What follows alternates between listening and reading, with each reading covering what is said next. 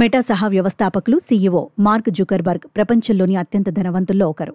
2024 నాటికి అతని నికర ఆస్తి సుమారు $200 బిలియన్ పైనే ఉంటుందని అంచనా. అంటే భారత కరెన్సీలో ఇది దాదాపుగా 17 లక్షల కోట్ల కంటే ఎక్కువ. మెటా ప్లాట్ఫామ్స్ షేర్ల విలువ పెరగడం, ముఖ్యంగా ఆర్టిఫిషియల్ ఇంటెలిజెన్స్లో కంపెనీ పెడుతున్న భారీ పెట్టుబడుల కారణంగా జుకర్బర్గ్ సంపద ఈ మధ్యకాలంలో మరింత పెరిగింది. అయితే ఇంతటి అపారమైన సంపద, అధికారం ఉన్నప్పటికీ జుకర్బర్గ్ స్థానిక నిబంధనలను అతిక్రమించి పొరుగువారితో వివాదాల్లో చిక్కుకోవడం సిలికాన్ వ్యాలీలో చర్చనీయాంశంగా మారింది. జుకర్బర్గ్ ఇటీవలి తన సొంత నివాసంలో ఎలాంటి అనుమతులు లేకుండా 4 ఏళ్ల పాటు రహస్యంగా ఒక పాఠశాలను నడిపినట్టు ఆరోపణలొచ్చాయి. దాంతో ఆయన పెద్ద వివాదంలో చిక్కుకున్నట్లయింది. కాలిఫోర్నియాలోని పాలో ఆల్టో సిటీలో తన ఇంట్లో 2021లో బికెన్ బెన్ స్కూల్ అనే పేరుతో ఈ పాఠశాలను ప్రారంభించారు. దాదాపు 30 నుంచి 40 మంది విద్యార్థులకు మాంటిసోరీ పద్ధతిలో ఇక్కడ బోధించేవారట. ఈ విషయం ముందు ఎవరికీ తెలియకపోయినా ప్రతిరోజు ఉదయాన్నే ఆ వీధిలో వరుసగా కార్లు వచ్చి పిల్లలను దింపి వెళ్లడాన్ని చూసి స్థానికులకు అనుమానం వచ్చింది. చివరికి అది పూర్తిస్థాయి పాఠశాల అని తెలుసుకున్న స్థానికులు ఏడాది తర్వాత 2022లో అధికారుల దృష్టికి తీసుకెళ్లారు. నిబంధనలను ఉల్లంఘిస్తున్న అధికారులు చర్యలు తీసుకోకపోవడంతో వారు తీవ్ర నిరసనలకు దిగారు.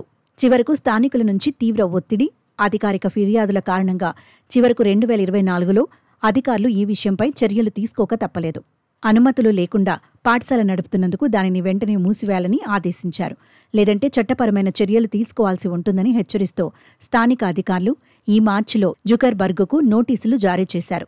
ఈ నోటీసుల ఫలితంగా ఆగస్టు నెలలో జుకర్బర్గ్ ఆ పాఠశాలను అధికారికంగా మూసివేసినట్లు రికార్డుల్లో నమోదైంది. అయితే మెటా సంస్థ అధికారిక ప్రతినిధి ఒకరు మాత్రం పాఠశాలను పూర్తిగా మూసివేయలేదని, దానిని మరో చోటుకు తరలించామని అంతర్జాతీయ మీడియాకు వెల్లడించారు. అయినప్పటికీ ఎక్కడికి తరలించారనే విషయాన్ని మాత్రం వారు చెప్పలేదు. నిబంధనలకు విరుద్ధంగా వ్యవహరించిన టెక్ దిగ్గజంపై స్థానిక అధికారులు చర్యలు తీసుకోవడం స్థానికుల పోరాటానికి విజయంగా నిలిచింది. మార్క్ జుకర్బర్గ్పై సిలికాన్ వ్యాలీ స్థానికులు ఆరోపణలు చేయడం ఇదేమీ మొదటిసారి కాదు. గత 10 ఏళ్లుగా ఆయన ఆస్తుల విషయంలో స్థానికులు తరచూ అభ్యంతరాలు వ్యక్తం చేస్తున్నారు.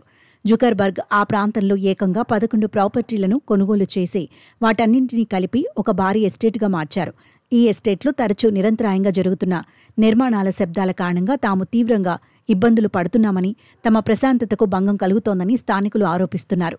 నిబంధనలను ధిక్కరించి తమ సంపద, అధికారాన్ని ఉపయోగించి స్థానిక కమ్యూనిటీ నిబంధనలను పట్టించుకోకుండా వ్యవహరిస్తున్నారనే విమర్శలు జుకర్బర్గ్పై ఉన్నాయి.